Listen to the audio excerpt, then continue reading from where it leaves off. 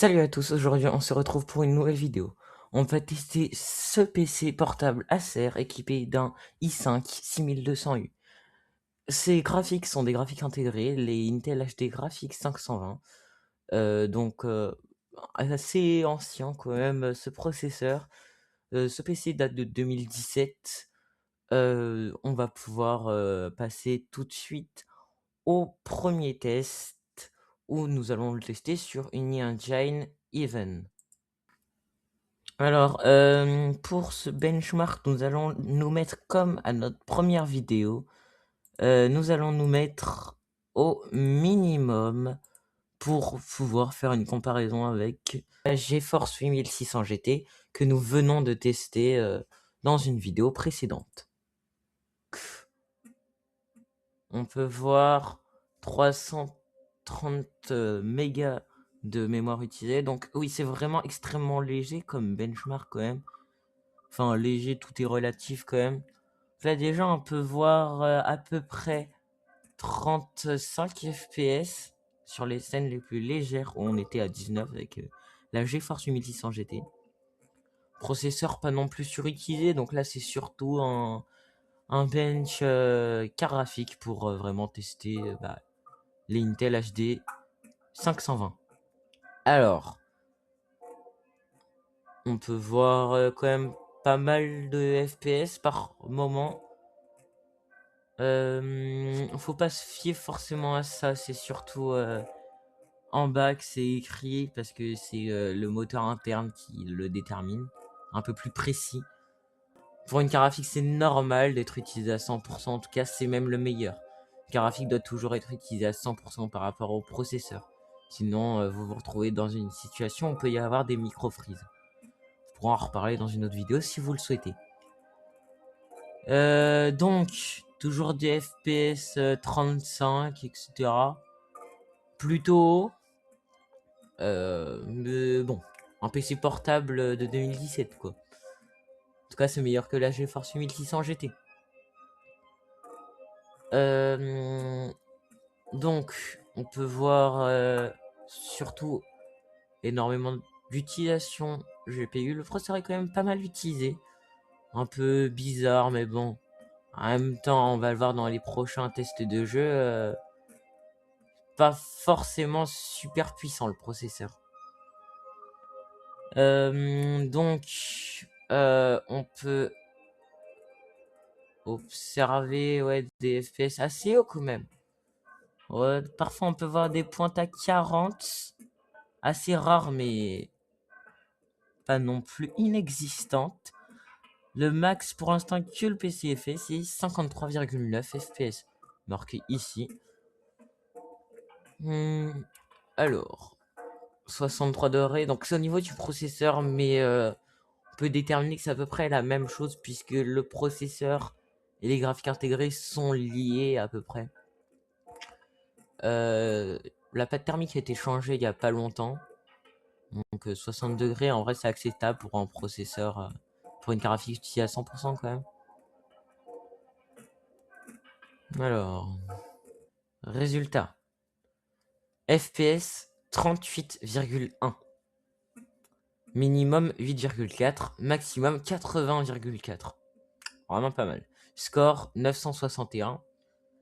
Donc ce qui veut dire que en 768p, donc proche de 720, un peu plus lourd quand même, nous pouvons jouer à certains jeux.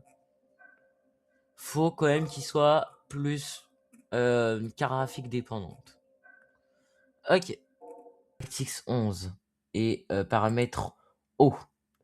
DirectX 11. Donc là, on va pas lancer de benchmark, on va juste regarder qu'est-ce que ça donne. Qu'est-ce que ça donne tout de suite un peu en impression. Ah. Alors, déjà, ça se voit, c'est beaucoup plus lourd. Alors, on va pouvoir le voir en haut. Là, on est à 9 FPS. Beaucoup plus lourd quand même. Beaucoup moins stable surtout. Ok, là, on est à 13 FPS. Ouais. Là, on arrive à monter jusqu'à 20 FPS sur cette scène. Wow. Bon, faut pas non plus jouer avec des paramètres hauts. En gros, c'est ça qu'on peut en retenir pour l'instant de ces tests. Alors, on va passer tout de suite à Minecraft Bedrock. Bon, le jeu s'est lancé. Bon, l'écran n'est pas à 100%. Un peu bizarre. Parfois, ça me fait ça. Bon, ce PC, comme vous pouvez voir, des fois, la barre des tâches a un petit problème. Mais bon, ça va pas changer grand-chose à notre test. Alors, là, on va jouer en paramètre, en simple, en graphisme simple. Distance de rendu minimum. Donc là, on va jouer vraiment en minimum. Ok, bon. Après 1 minute de chargement, le ressenti. Alors, à la caméra, vous verrez pas trop non plus le ressenti parce que bon, méthode d'enregistrement non plus n'est pas super bonne. Mais moi, de ce que je peux vous dire, c'est que ça charge. Il y a quand même un sacré délai pour l'herbe, par exemple. Là, ça prend un peu de temps à charger. Ensuite, si on va un peu plus vite, déjà on voit que les chunks prennent du temps à charger. Un peu difficile quand même pour ce PC. Donc on voit très clairement une limite processeur, hein. Le processeur est très largement dans le temps à 100%, contrairement à la carte graphique qui elle va plutôt être à 30%. Bon, les paramètres graphiques ne sont pas non plus super hauts. Voilà, alors, ça nous dit à peu près 50 FPS. Donc, jouer à 30 FPS, OK. En survie, ouais, pour pas aller trop vite quand même. Mais voilà. Alors, on va tout de suite tester avec les paramètres un peu normaux, ouais, les paramètres normaux. Alors, donc, tout ça, donc paramètres normaux, donc 60 FPS toujours, 5 chunks, donc on va être plutôt vers 8 chunks de base. Anti-crénelage, on va être à 4 en général. Feuille élaborée, on va en général, c'est activé. Donc là, 8 chunks. Ah si.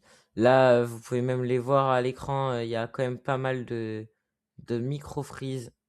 Surtout une non-réponse de la souris, en fait. Ça préfère charger les chunks par rapport à détecter la souris, ce qui est un peu dommage. Ce qui fait que, ouais, là, par exemple, là, je tourne la caméra et pourtant, pas mal de latence. Voilà. C'est pas vraiment fait pour jouer avec des paramètres extrêmement hauts. On va quand même tester les paramètres maximum pour se donner une idée. Ce que ça donne en paramètres maximum possible pour cet appareil. Alors, on va mettre en illimité. Anti-crénelage, on va le mettre à 16. Éclairage adouci. Ciel magnifique. Distance de bon, on va essayer de faire maximum, mais quand même pas.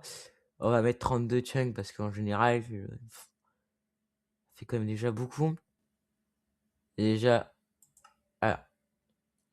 Là, pareil, comme ce que je vous disais, une sacrée latence entre notre souris et ce que nous donne le jeu. Là, vous voyez quand même pas mal de bugs de texture à l'écran. Un peu dommage. Voilà. La carte graphique est quand même pas mal utilisée, mais ça ne suffit pas à compenser. Problème processeur. Là, je tourne la caméra et pourtant, ça ne tourne pas. La caméra à moitié freeze. Voilà. Pas jouable en paramètres maximum. Vous voyez les trucs encore en train de charger. Là, ça arrive 3 ans après. Un peu dommage. Alors, on va passer à...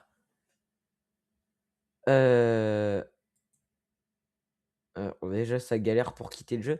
On va passer à Minecraft Java.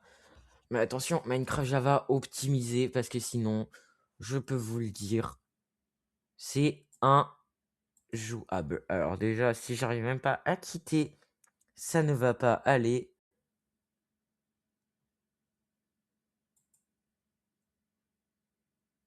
ça ne veut pas que je quitte. Ah, c'est bon. Maintenant, nous nous rendons sur Minecraft Java, version 1.18.2. Donc modé avec Fabric. Dans ce monde, enfin dans cette partie-là, j'ai mis Vulkan Mode, qui est un mode qui sert à remplacer l'optimisation, enfin qui sert à remplacer OpenGL par Vulkan. Donc on va pouvoir avoir ça tout de suite. Déjà, vous voyez que au lancement du jeu, pas super réactif. Voilà. Là, ça va prendre un petit peu de temps à charger.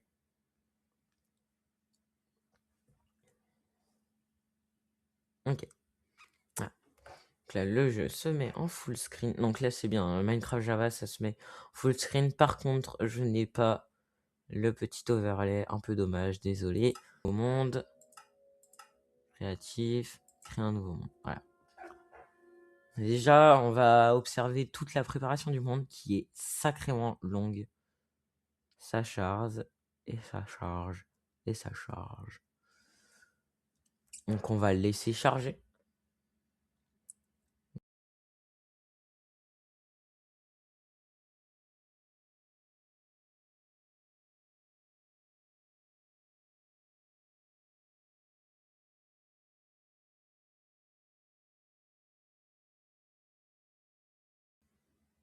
Ok. Donc voilà, après approximativement 2 minutes de chargement, on peut voir le jeu. Donc alors les paramètres du jeu. Donc 768p, 60 fps max. Voilà. Logiquement, j'ai désactivé tous les trucs qui peuvent un peu embêter. Donc graphisme rapide. Alors. Render distance, on va même pouvoir baisser, on va tout mettre au minimum, minimum, minimum. Comme ça, on va pouvoir tester au minimum. Donc, 2 chunks de render distance, 2 chunks de simulation de distance. Terminé. Reprendre la partie. Là, on va pouvoir faire... Ok, alors, certes, on voit plus trop le jeu. Malheureusement. Alors, on voit énormément de micro-lag. Regardez, à chaque génération de chunk, on voit un petit micro lag là, hop. Donc jouable, 60 fps à peu près stable. À peu près, on va quand même pas dire que c'est toujours stable. Mais bon, après, c'est vrai que jouer en 2 chunks, c'est pas non plus faisable. Parce que bon, on y perd quand même pas mal de choses. Ouais. Alors il y a un manque de réactivité, surtout des touches. Regardez, des fois ça coupe un petit peu. Alors. Ah. Donc. Ouais. Pas super stable non plus. Alors, on va pouvoir tester un peu plus haut. On va tester le 8 chunk. Hop. Et hop. Alors. Voilà. Là, on voit quand même encore plus de... Ah, j'arrive même pas à voler. On voit encore plus de micro-lag. Regardez, là. Hop. Dès qu'on en charge trop, ça part extrêmement haut. Les chutes. Voilà. Donc pas non plus jouable comme ça. Alors, un peu dommage quand même. Mais bon. Donc même avec des modes d'optimisation, Minecraft risque de ne pas tourner en 8 chunks. Après, moi j'ai testé en 5 chunks.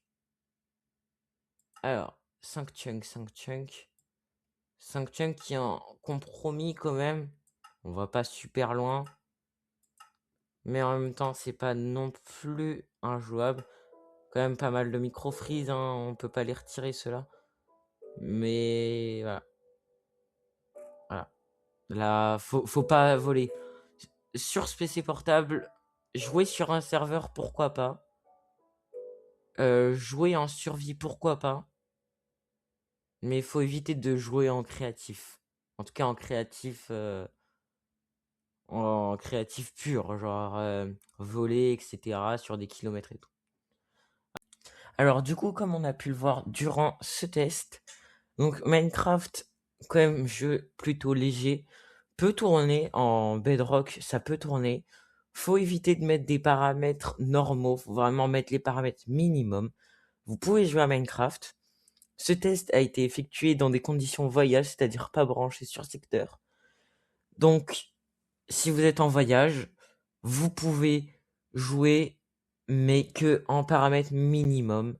N'essayez pas les paramètres maximum, ça ne servira à rien. Et voilà.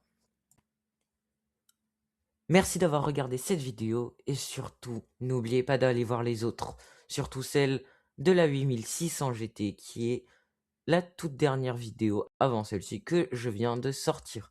N'oubliez pas de vous abonner, de mettre un like et de partager si possible.